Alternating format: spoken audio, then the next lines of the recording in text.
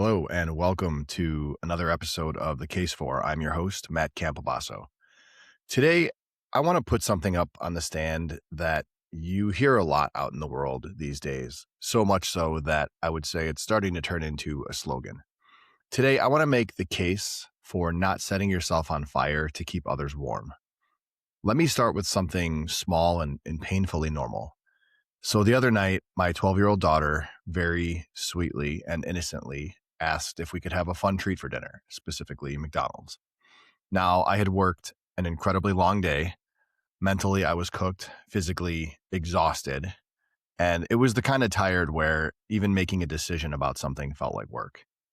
But in that moment, I didn't pause. I said yes immediately, not because I had the energy, not because it was the best decision, and not because it was what I wanted. I said yes because I love my kids, and somewhere in my wiring, love sometimes looks like immediate compliance. So I ran out, I picked it up, I brought it, and the kids are eating and they're happy. And I'm sitting there and I'm watching them, and I can feel something inside of me starting to turn. Not like a big blow up. At 47 years old, I'm now self-aware enough to kind of know when that's coming and put a lid on it. But I could definitely feel my day boiling over and my nervous system was acting up. I remember thinking, sitting there at the table in that moment, why did I say yes to something that I actually did not have in me to give? If you're a people pleaser like I am, you know this move. You say yes, and then you pay for it later with irritation, with withdrawal, with resentment, with that quiet internal voice that says, great, now you're the problem. So here's my question to you. Where in your life are you saying yes automatically and then quietly resenting the people you said yes to? Because that's what setting yourself on fire usually looks like in real life. It's not dramatic. It's a pattern. So here's my thesis. You don't have to set yourself on fire to keep others warm because love that requires self-erasure is not love. That's a contract. All right. So we've set the scene. That's the pattern. I want to slow it down now. I want to put it under a brighter light, and I want to build a case piece by piece so you can recognize these things while they happen, not 3 hours later when you're irritated and confused. Exhibit A, the people pleaser tells. How do you know that you're a people pleaser? How do you know you're doing this? So before we define the phrase, let's make it personal. If you're listening and you're wondering, okay, am I the person who does this? Here are a few ways that I think you might be able to tease that information out. You might be prone to setting yourself on fire for others if you apologize first, just to stop the tension or smooth things out. Or you over-explain anytime you have to say no, like you're on trial and the jury's hostile. You might be someone who says yes and then feels irritated at the person you said yes to, whether you show it to them or not. Or you rescue people from consequences and you call it love. Another one here, I think, and I definitely suffer from this one, is you confuse being needed with being valued. So if any of those or all of those hit, welcome to the club. Now that we've named the tells, let's define what this phrase actually means, because it's popular, it's useful, and it's also easy to misuse. So what does setting yourself on fire actually mean, and why is it everywhere? It usually gets said in the heat of the moment like a mic drop, like the sentence alone solves everything. But here's what it actually means when you translate it into relationship behavior. It means you sacrifice yourself, your time, your peace, preferences, your voice, to manage someone else's comfort. It looks like taking responsibility for something going poorly because tension makes you anxious, or saying yes because you don't want to upset anybody or disappoint anyone or inconvenience anybody else.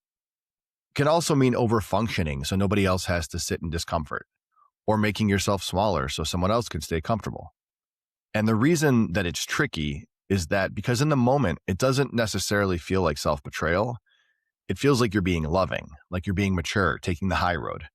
But if you're honest, a lot of the times it's not maturity. It's fear with manners. Okay, so we know what it looks like. Next, I want to ask, why is it so hard to stop? Because a lot of people pleasing, it's not a trait. It's actually your nervous system reacting to the circumstances. When someone's upset with me, I know exactly what happens in my body. My chest tightens, my stomach gets uncomfortable, my nervous system starts sounding an alarm, and the reflex is immediate. Depending on the circumstances, I fix it, I smooth it out, I apologize, I take blame, I make it better. And for me, that wiring started very early. When I was in grade school, I went through a few years of some pretty significant bullying, and that resulted in me carrying self-confidence issues for a really long time. At some point, I learned something about myself that felt like a superpower. If I'm of service to people, if I help, if I say yes, if I lighten others' loads, people will be happy with me. And if people are happy with me, then I feel valuable. So I got really good at being useful. The problem is, being useful can become the way you earn your right to belong. And then you're not saying yes out of being generous, you're saying it out of fear of rejection, fear of being disliked, fear of being set to the side or thought of later, if at all. And so that's a fear that dresses itself up as love. But again, love is not the same thing as surrender. Next, I want to talk about the part that no one likes to admit because it makes us look less noble than we want to look. When we overgive, and this is absolutely true about myself, we often tell ourselves we're being generous, but there's usually a hidden deal inside of that. Here's a line that I think explains it very well. When I overgive, I'm silently asking you to treat me well in return. That's the covert contract. I'll keep you warm. You keep liking me. You stay close. You won't be mad. You won't leave. We're both happy. And when that doesn't happen, when you overgive and you don't get the appreciation, the affection, or the safety you were looking for subconsciously, what ends up showing up in its place? Resentment. At its most basic, resentment is that feeling of having an unspoken agreement with someone else or with the world violated. The problem is, you didn't tell anyone that the agreement existed. So what happens? You end up angry about a contract that nobody signed. So what's the alternative? Because I'm not interested in turning anyone listening into a cold person who calls everything a boundary and never shows up. The goal here is not to stop caring. The goal is to care, but not to combust. Our next exhibit, which is Exhibit E, involves a metaphor that I love. I was journaling the other day, thinking about this episode and just this concept generally, and it occurred to me. It's the idea of heat versus light, the difference between love and self-destruction. So when you set yourself on fire, what do you give? You're giving heat, right? And heat is urgency, it's guilt, it's obligation, it's fear-based giving. Heat is, I have to fix this right now or something bad's going to happen.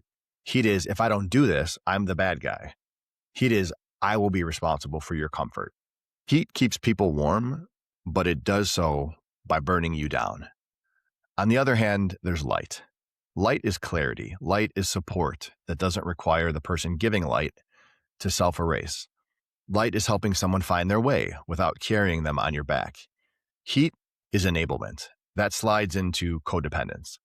Light, that's encouragement. It's steady, it's supportive without being self-destructive. So the question then becomes, are you being heat or are you being light? They're both the same idea. One is self-destructive, one is illuminating. So that's the discussion. That's the context. That's what's in support of this idea, right? Don't set yourself on fire to keep other people warm. But if you're listening, you probably have some doubts or some questions, and that brings us to our objections. So the first objection is this phrase, I hear it being used as a weapon. And you know what? It does. It absolutely gets used as a weapon, and that's worth discussing. I've had people throw this phrase or something like it at me like a trump card. And sometimes it's valid. Sometimes, though, it's not a boundary, it's an escape hatch. It's a way to avoid accountability and to avoid effort and to avoid repair. So here's the distinction. A boundary, that protects your integrity. A weapon protects your ego. Boundaries are specific, they're respectful, they're clean. Weapons are vague, they're moralizing, and those are designed to end the conversation. And there's another way that this phrase gets used that I want to call out plainly. Sometimes I shouldn't have to light myself on fire to keep you warm isn't self-respect. It's actually a defense strategy. It's what somebody says when they're being asked to acknowledge something uncomfortable about themselves, something they did wrong, something selfish, something they're avoiding, something closed-minded, or something they just don't want to own. Because owning something and owning an impact that you have on other people, that can be inconvenient. In order to repair a relationship, whatever the relationship is, personal, professional, friends, parents, neighbors, colleagues, that requires humility. So instead of saying, you're right, I handled that badly, people who misuse this phrase reach for it in a way that allows them to sound morally superior. And it's used like a shield. I'm not the problem. You're the problem for having needs. But that's not a boundary. That's avoidance wearing a boundary costume. A real boundary is clean and specific. It sounds like, I can't do that. Or I need space. I'll come back to you to discuss this later. Or I'm not available to have that conversation right now. I'm not in the right headspace. A weapon is vague and moralizing. It shuts the conversation down and it turns accountability into an attack. So yes, absolutely, do not set yourself on fire to keep someone else warm. But at the same time, don't use self-care language as a way to dodge basic responsibilities. All right, the second objection here. This one isn't about the phrase being misused. It's about the fear underneath the phrase. Because people pleasers don't overgive because they're bored. They overgive because they're scared of what happens when they turn that faucet off. So the idea is, if I stop saying yes, I'm going to lose people. And listen, that is a real fear.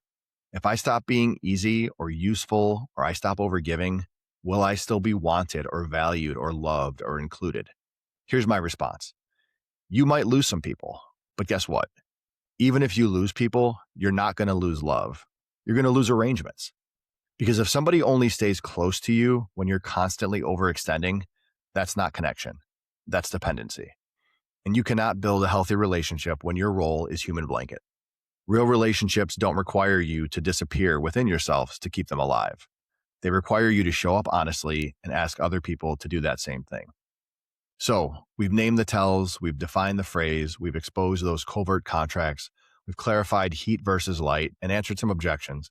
So now what are we left with, right? What do we do with this? Starting tomorrow, we're starting right now in real life. So here's my closing argument. Here's where I want to land. Don't set yourself on fire to keep others warm is not permission to become selfish. It's permission to become honest. It's permission to stop apologizing first just to make the tension go away, because that habit backfires.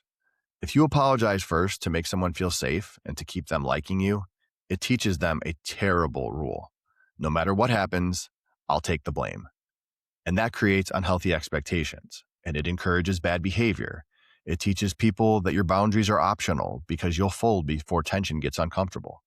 So here's a replacement line, one that I think changes the dynamic without being aggressive. I care about this, but I'm not ready to take responsibility until I understand what happened. And guess what that is? That's light. That's not heat. And here's the headline I want you to remember. If your yes costs your peace, it's too expensive. You can be kind and still say no. You can be loving and still disappoint someone. You can be supportive without being combustible. So I want to take all of these ideas and I want to make it practical, because your reflex to say yes is probably fast. Mine is for sure. And the goal here, by the way, is not to become perfect. The goal is to create just enough space between the request and the yes, so you have a choice. And when you say yes, you're actually saying yes to something that you want to do. Here's a few tools to help you do that. Number one, the pause. It's very simple. The idea is, I don't answer immediately when someone asks something. Now, I understand in certain situations, time is of the essence, but I think it's healthy to practice, let me think about that, or I'll get back to you, or I'm not sure yet, give me a minute. That pause breaks the people pleaser spell. And I think in that time, it turns soft yeses into nos, so the real yeses are left to stand alone. Micro tool number 2, the guilt timer. Guilt is a feeling, by the way, not a verdict. So when someone asks you for something, set a timer for 10 minutes. Let the guilt exist. Don't negotiate with it. Don't treat it like a command. And realize that if you're feeling guilty and you're encouraged to say yes only because of that guilt, you probably shouldn't be saying yes. Micro tool number 3, saying no without feeling like you're on trial. In other words, no is a complete sentence. You can be warm and firm and say no, or I can't, or not right now. That doesn't work for me. I'm not up for that. It doesn't have to be a speech or a dissertation. If you over-explain, like I have so many times in my life, you end up turning your boundary into a negotiation. Micro tool number 4, offer light, not heat. In other words, offer what you can, when you can, without offering your soul. It's very reasonable to say, I can do this, but not that. Or I can support you, but I can't fix it for you. Or you can say, I can help you think it through or how to deal with it, but I'm not going to take it on for you. That's how I think you stay loving without being flammable. So as we wrap up, I want to leave you with a few things because we've talked about a lot in this episode. Ultimately, what I want you to remember is that this idea, this not setting yourself on fire, it isn't about becoming colder. It's about becoming cleaner. So if you take nothing else from this episode, remember these 5 things. Number 1, people pleasing is not always kindness. Sometimes that's fear dressed up as love. Number 2, heat burns you down. Light helps people find their way. So try to be light. Number 3, if saying yes costs your peace, it's too expensive. Number 4, guilt is a feeling, not a verdict. You can feel guilty and still say no and maintain your boundaries if that's what's right for you. And number 5, you are allowed to disappoint people in order to be present for your own life. The people who truly love you, they don't need you to be flammable to feel warm. They need you to be real and present. And when you're healthy and you have clear boundaries, you're setting yourself up to do that in the best possible way. Thanks for listening. Remember, whatever your case is, don't be afraid to build it and carry it out into the real world.